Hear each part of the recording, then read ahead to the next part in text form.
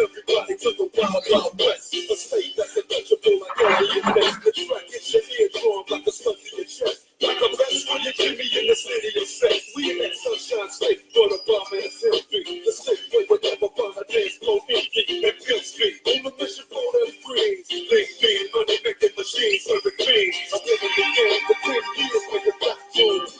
Ever since honeys was wearing Sassoon, now it's 35 when they watch me, down the shine.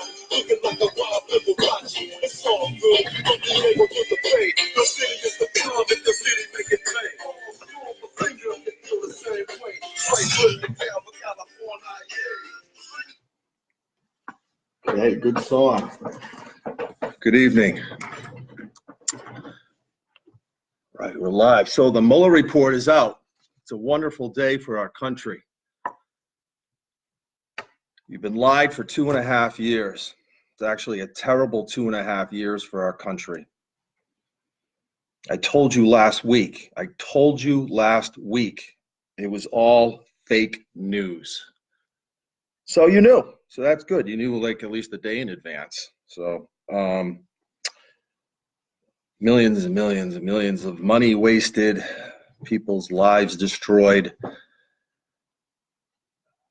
and most importantly, just America being lied to by the media, particularly CNN, but MSNBC, they're terrible too. Sorry about my hood today. It's just not a good hood day. So yeah, all fake news. 2.5 years. Trump collusion, that's all you heard. But hopefully those that really did collude with Russia, that would be, making this hoax and causing division, and hopefully all those people will go to jail. Obama, Hillary, DOJ, FBI, and anyone else who was involved with this whatsoever. So for those who don't know,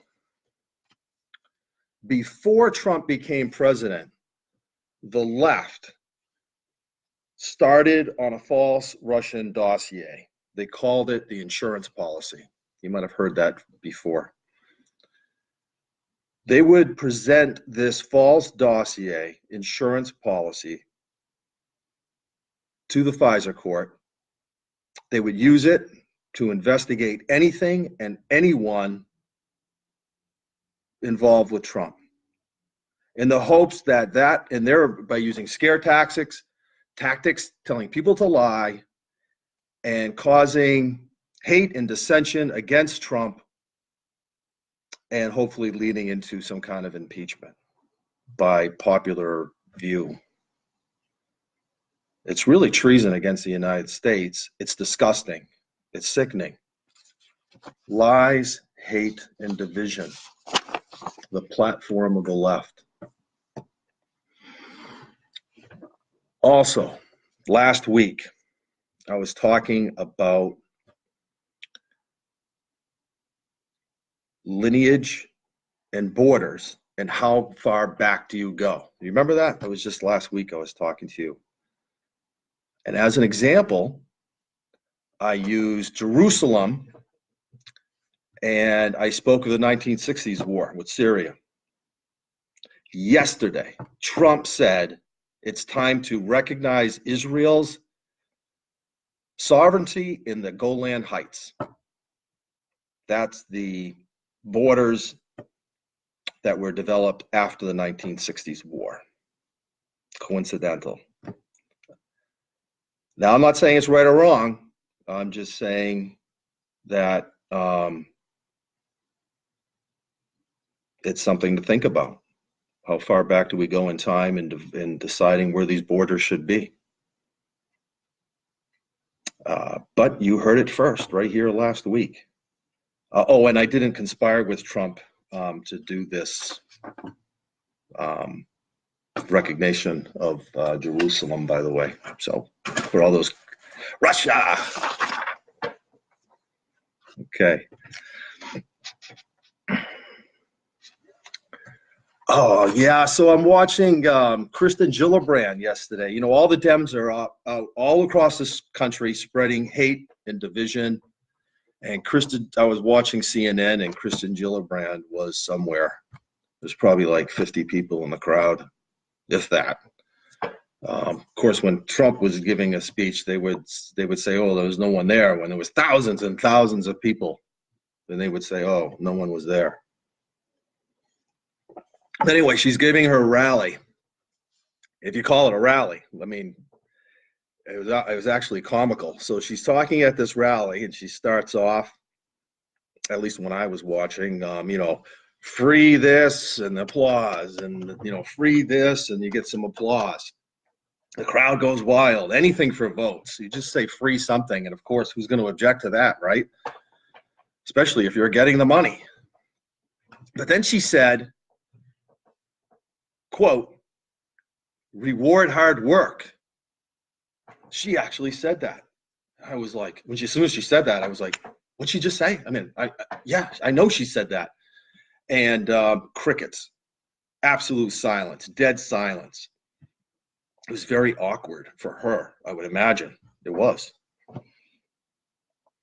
But then she starts throwing out things. She says that she's against Black women maternal morality. But, you know, pro-late term abortion, so,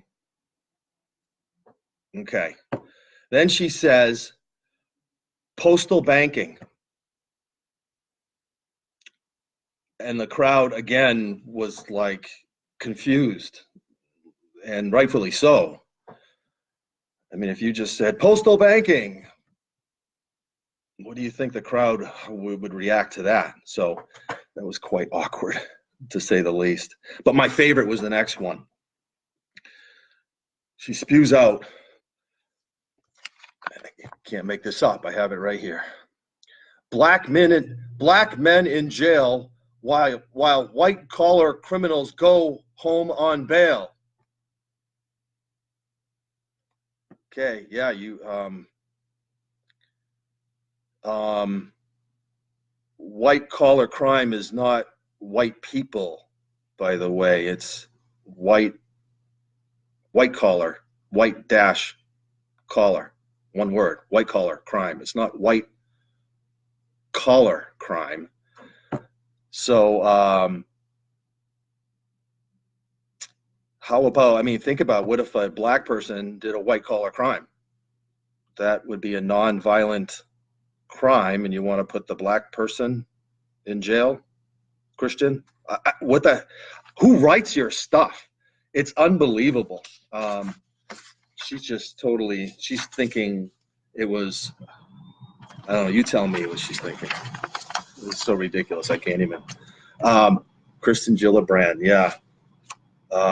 So then she said, and I'm not kidding you, legalize marijuana, and the people cheer, but then she says, restore morality, secure our borders. No, she said secure borders. Wow. She must restore morality, secure borders. No cheer when she said that. So, but then she says, racism and fear is not a national security strategy. And everybody cheered. Yeah, I mean, that's not. And what does that mean? What does this stuff mean? I wish I was there. I'd hold up a sign. You suck. I mean, at least people would understand what that means. So I'd have a big advantage over her. At least people would understand my sign.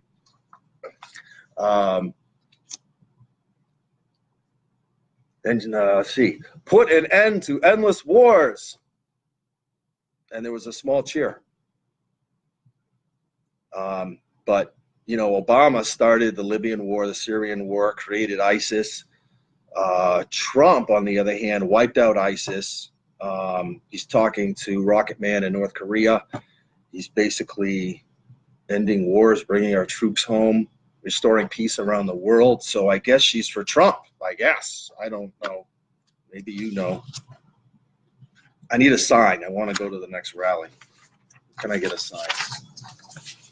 Someone gets it. Maybe I can make one.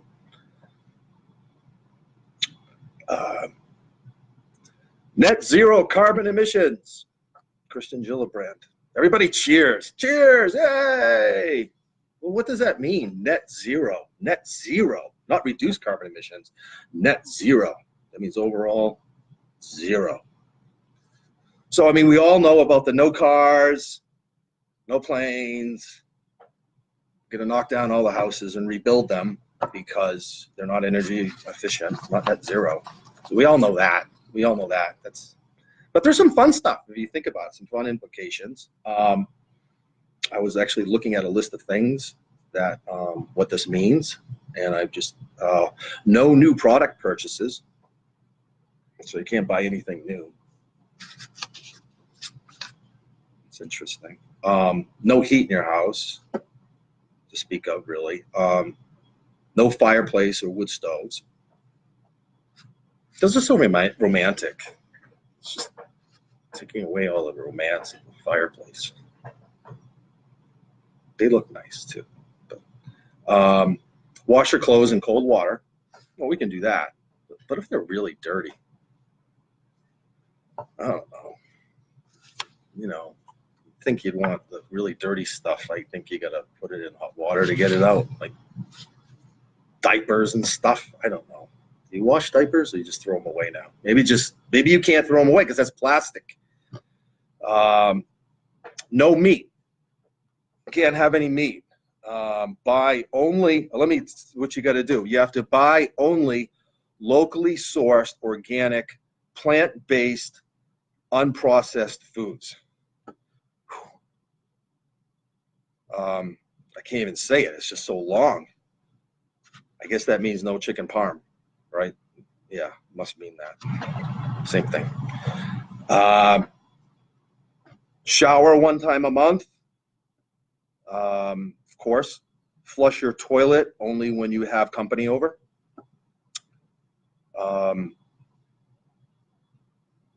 And no, I did just minimize your showers and flushing, I guess. I just added that in because I want to really go net zero. I mean, I want complete zero. I don't want to fool around. If I'm going to do this, I'm going to do this right. I'm never going to flush my toilet.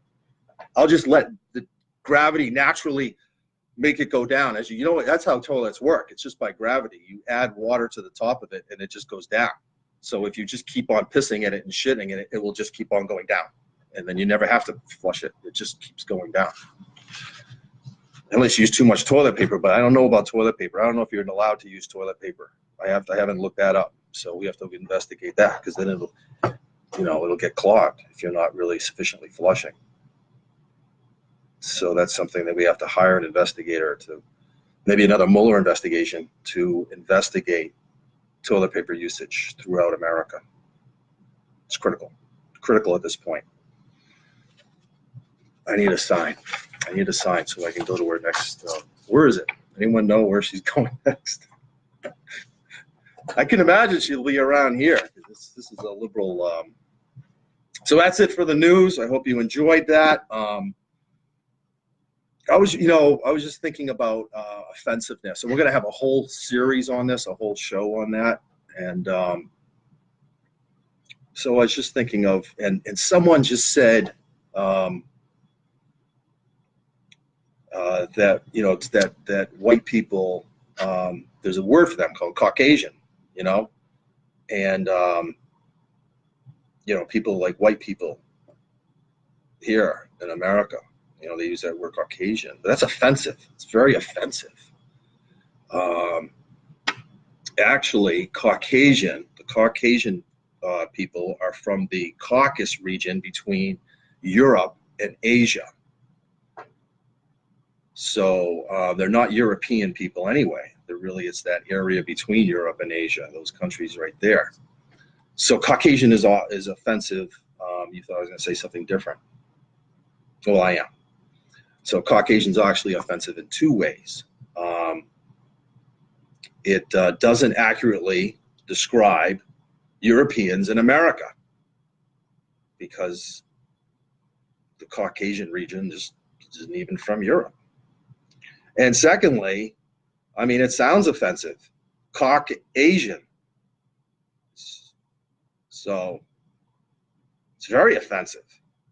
I mean, this truly is offensive. Now, this is a word that doesn't really accurately describe the people that you're talking about, and it sounds like an offensive word. A body part and Asian people. I'm not Asian. So, anyway. So thank you for tonight. That's the news and a little tidbit, and see you soon.